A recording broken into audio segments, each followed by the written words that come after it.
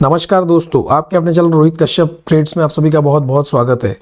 आज मैं आपको एक ऐसी इन्फॉर्मेशन बताने वाला हूं जिसको आप 2 से 3 दिन से कंटिन्यूसली देख रहे होंगे। इंडिगो में एक बहुत बड़ा क्रैश आया है, इंडिगो में भी एक बहुत बड़ी परेशानी चल रही है।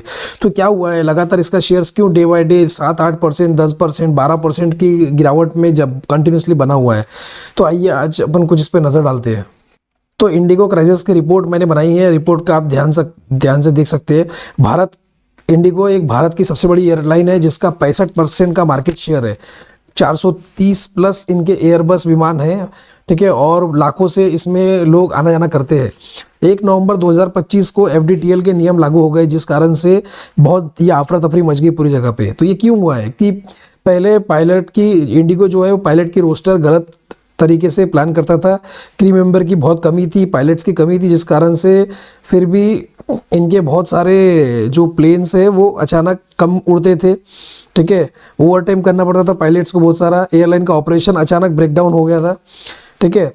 तो नए नियम का पालन नहीं हुआ, जिस कारण से नाइट फ्लाइंग का रिस्ट्रिक्शन बढ़ना, क्रू फटीज और शॉर्टेज होना, प्लानिंग और ओवरसाइट और डीजीसीए द्वारा बताई गई बढ़िया की खामियां, ठीक है, ये सब कुछ हो गया। सबसे मेन चीज़ ये नियम को इन्होंने पालन नहीं किया, जिस कारण से हज़ारों फ्लाइट रद्द हो गई और लेट हो गई, ठीक है। एयरपोर्ट्स पर अफरा तफरी मच गई। आप देख रहे होंगे कंटिन्यूसली अभी टीवी पर सभी जगह पे आपको पेपर्स में सब देखने मिल रहा है कि जो एयरपोर्ट है वो ट्रेन से भी बदतर हालत में अभी फ़िलहाल देखने मिल रहा है। कंटिन्यूसली वहाँ पे लोगों का चिल्ला पुकार शुरू है, दर्द बयां कर रहे हैं लोग, ठीक है। किसी को कहीं और जाना है, कहीं जाना है, फिर भी अभी तक के फ़्लाइट्स नहीं मिल पाई है और अभी तक की पूरी समस्या का समाधान नहीं हो पाया है।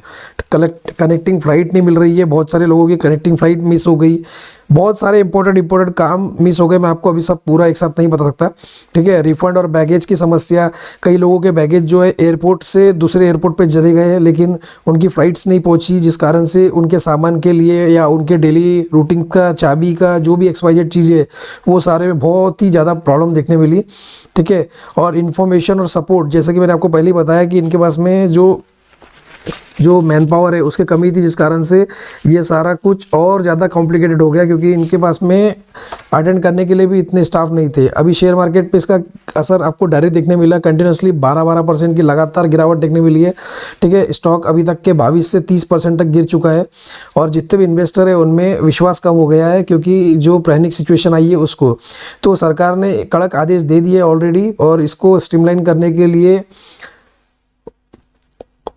ठीक है, स्ट्रीमलाइन करने के लिए बता दिया है। और शो कॉज नोटिस भी जारी हो गया है CEO और COO को, ठीक है, कि भाई ऑपरेशन को स्टेबलाइज करने के निर्देश दे दिए गए हैं। पैसेंजर को रिफंड नियम लागू कर, पैसेंजर के लिए कंपनसेशन और रिफंड के नियम भी लागू कर दिए हैं। और इसमें ये जो सब जितनी गड़बड़ी हुई है इसके लिए एक इन्वेस्टिगेशन कमेटी भी बना दिया है उन्होंने, ठीक है। अभी जो करंट स्टेटस है उसमें ऑपरेशन धीरे धीरे नॉर्मल हो रहा है, ऐसा इंडिगो का कहना है, ठीक है। DGCA इस पे पूरी तरह से निगरानी रख रहा है, ठीक है। पैसेंजरों का भरोसा वापस लेना एक बहुत बड़ी चुनौती है अभी सबकी। और अगर माने तो अभी मैं एक बार कर से और बोलूँगा आपको कि मुझे तो ऐसा लगता है कि भाई इंडिगो की फिलहाल मोनोपोली है, क्योंकि आपने देखा 65% का मार्केट शेयर है।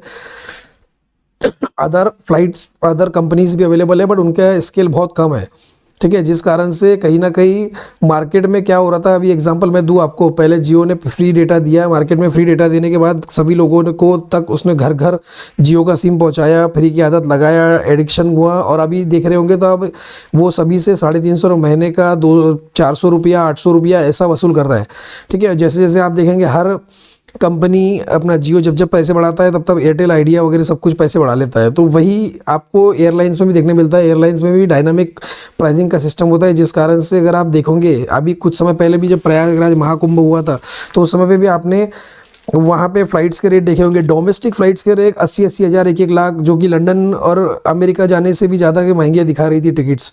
तो ये क्यों हो रहा था? तो ये बहुत ही प्रकार से एक मनमानी चल रही थी, जिसको चलते अभी सरकार ने कदम उठाए हैं और इसमें ये नए नियम लागे हैं, ठीक है। तो बस इतना ही आपको बताना था, यही थी रिपोर्ट।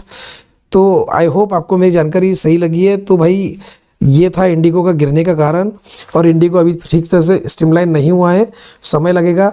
बट इंडिगो का शेयर्स एक बढ़िया शेयर था और अभी भी बढ़िया शेयर है, बट अभी कुछ दिन अभी स्टेबल होने लगेंगे कंपनी को। तो अभी आप इस कंपनी के बारे में रिसर्च करें और देख लीजिए कैसा जो भी लगता है आपको। बस जो भी करंट न्यूज़ है मैं उसको बता दिया आपको। Thank you so much. जय श्री राम।